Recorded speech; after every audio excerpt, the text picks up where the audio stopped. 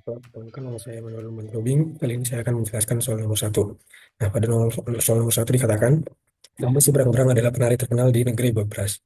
Nah, tarian itu terdiri dari 5 posisi. Nah, di sini ada ketentuan, setiap kali ganti gerakan, Samba hanya bisa mengubah posisi satu lengan atau satu kaki saja.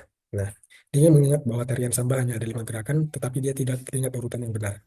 Nah, di sini diberikan gambar acak seperti ini. Lalu ditanyakan, yang mana dari pilihan berikut adalah gerakan ketiga, opsi A, B, C, atau D. Nah, untuk menjawab soal ini, kita tentunya harus mengurutkan gambar yang acak ini menjadi urutan yang benar sesuai dengan ketentuan yang ini. Oke? Nah, jawaban yang tepat itu C. Mengapa? Karena setelah diurutkan, eh, gambar yang benar adalah seperti ini. Pertama, posisi awal seperti ini. Kita ingat ketentuan bahwa dia hanya bisa mengubah satu lengan atau satu kaki saja. Makanya di sini dia mengubah lengan yang kiri. Nah, dia mengubah lengan yang kiri, kemudian dia mengangkat kaki kirinya. Nah, mengangkat kaki kirinya, kemudian dia mengangkat satu lengannya, kemudian dia mengangkat satu kakinya. Nah, ini sudah sesuai dengan ketentuan bahwa dia hanya bisa mengubah satu lengan atau satu kaki saja. Nah, ini adalah urutan yang benar, sehingga urutan yang ketiga dari urutan yang benar ini adalah yang C. Nah, sehingga jawaban yang tepat itu C. Baiklah, sekian video pembahasan soal nomor satu. Terima kasih. Baiklah, perkenalkan, nama saya Hilton Siregar. Saya akan membahas soal nomor 2. Soal nomor 2, bantulah si robot hijau keluar dari lorong. Robot dapat bergerak ke 4 arah. Kanan itu R, bawah itu B, kiri itu L, atas itu A. Pertanyaannya, seret dan jatuhkan tanda arah panah ke dalam kotak-kotak pada gambar di bawah untuk membentuk suatu urutan instruksi. Urutan instruksi yang terbentuk harus diulang 4 kali agar robot keluar dari lorong. Setiap instruksi diwakili huruf R, atau B, atau L, atau A sesuai dengan gerakan robot. Tuliskan jawaban dengan 8 huruf berurutan tanpa spasi yang harus disisihkan pada 8 kotak tersebut. Anda hanya mengetikkan 8 huruf saja untuk menjawab. Baiklah, pembahasannya. Jawabannya yang benar adalah BBRRAARR yang diulang 4 kali. Robot yang mampu bergerak sendiri sering dipakai memecahkan masalah labirin.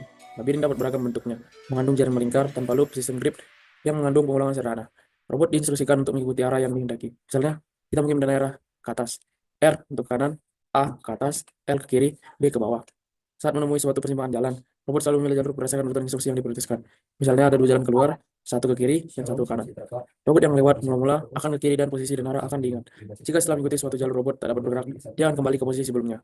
Setelah mencapai posisi itu, posisi dan arah yang diingat akan digali kembali, dan arah lain yang dipilih diingat sebelum ditempuh. Demikian seterusnya sampai robot mencapai tujuan. Maka, robot akan mencatat, merekam posisi yang ditempuh dan sekumpulan arah yang sudah diambil, dan posisi dan arah yang sudah direkam. Robot dapat mencapai tujuan. Baiklah, itulah soal nomor 2 dari saya. Terima kasih. Halo Pak, nama saya Joshua Gabriel Putra Chandori. Saya akan membahas soal kepik. Di sini ada beberapa ekor kepik dalam grid terdiri dari 16 sel. Semua sel dikatakan bertetangga dengan sel lainnya jika satu sisi atau sudut pojok atau keduanya bersebelahan. Ini berarti setiap sel dapat mempunyai 8 tetangga. Pada gambar di atas, sel manakah yang dikelilingi oleh paling banyak kepik? Ini salah satu. Jadi soalnya di sini adalah cara melihat tetangga huruf dan ditandainya adanya kepik. Jawabannya adalah sel B. Kenapa? Kita dapat menemukan dengan menghitung atau mencacah jumlah kepik yang mengelilingi setiap huruf. Apa informatikanya di sini? Grid adalah struktur yang terdiri dari baris. Pada soal ini, mencari hubungan antara satu kotak sel dan sel kotak tetangga. Salah satu contoh pemateri grid adalah untuk mempresentasikan sepotong gambar yang terdiri dari pixel, di mana informasi diperoleh dari kotak tetangga, tergantung pada definisi kotak atau sel tetangga. Pengertiannya bisa berbeda secara signifikan. Di sini kita bahas soal tadi. Tadi dibahas bahwa jika jika dia diberikan gambar tetangga, dengan sel jika sudut atau pojok keduanya bersebelahan atau juga tiga sisinya. Jadi jika A di sini, maka kita istilahkan dia menggunakan 3 kali 3 karena kotak di sini bertangga dengan sebelah-sebelahnya. Sesuai dengan mirip kotak 3 kali 3. Jika kita anggap A adalah setengah dari titik 3,3, maka ini dia. Maka kepik yang dihasilkan dari A itu adalah 3 kepik. Karena dia juga bertegangan atas, kanan, dan pojok kanan.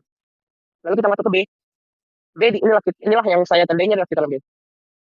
Pojok kiri, pojok kanan berkepik, kanan berkepik, pojok kanan bawah berkepik, pojok kiri bawah berkepik.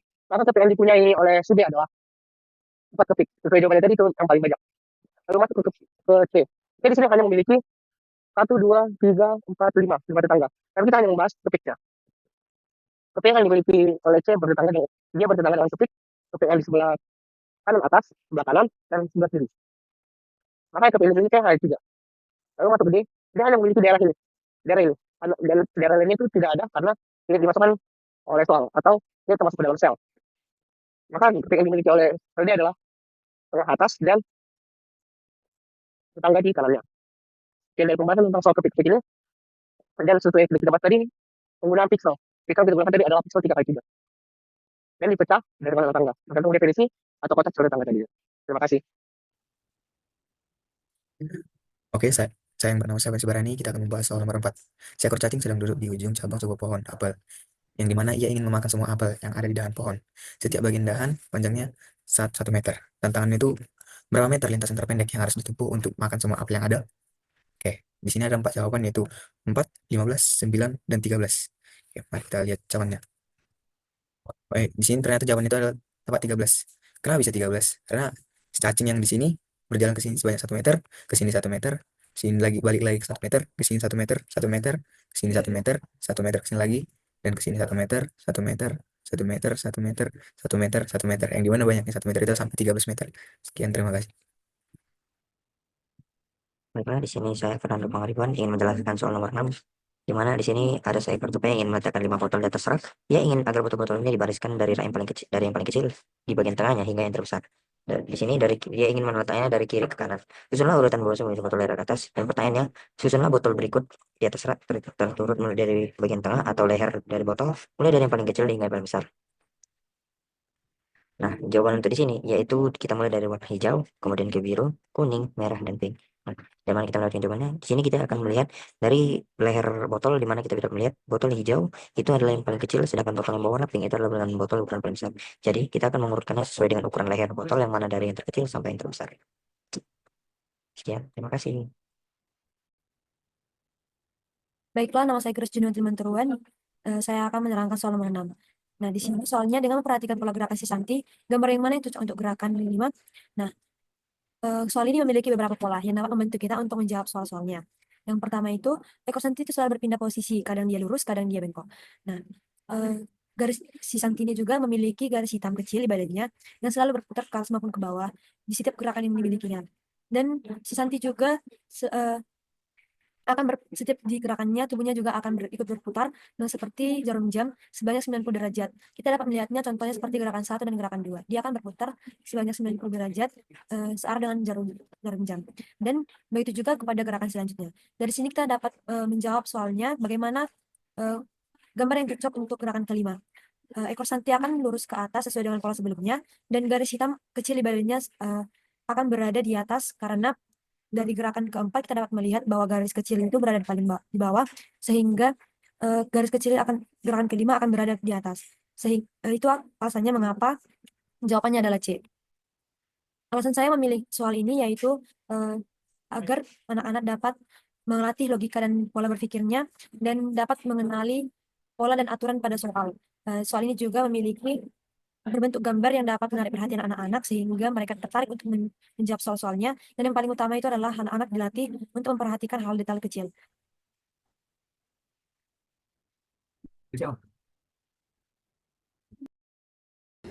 Perkenalkan, nama saya Haryati Utapaya dari Prodi 4 TPL NIM 414242. Di sini saya akan menjelaskan soal nomor 7. Simon berkata, jika tombol ditekan, warna akan berpindah seperti ditunjukkan gambar berikut. Pertanyaannya, jika kita tekan tombol sekali lagi, di mana letak biru, hijau, dan kuning? Jawablah dengan menyeret kotak-kotak berwarna biru, kuning, dan hijau pada posisi yang benar. Padahal di sini ada ditunjukkan bahwa di sini ada kotak merah, hijau, biru, dan kuning. Nah, ketika kita mengklik kotak ini, kita akan berpindah ke arah kiri. Kuning berpindah ke kiri, biru berpindah ke atas, merah berpindah ke kanan, hijau berpindah ke bawah. Maka kita akan kotak ini akan berpindah-pindah seperti kotak angka, hasilnya akan seperti ini. Nah, di sini ada soal itu di mana bahwa kotak merah adalah stop utamanya. Nah, di sini kita akan mengikuti dengan arah yang ditentukan seperti ini. Maka ketika kita mengklik ini, maka kita ke arah kiri, maka merah bergeser ke arah kiri. Nah, selanjutnya ketika kita mengklik kotak tengah tersebut, kita akan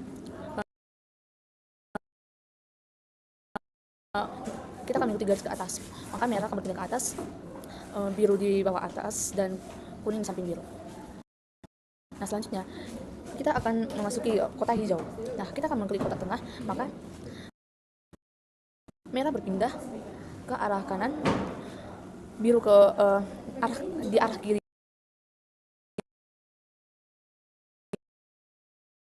Merah, dan di bawah biru ada warna kuning, dan di samping warna kuning ada warna hijau. Nah, kita akan mengklik kotak tengah lagi untuk berpindah arahnya. Maka merah di bawah,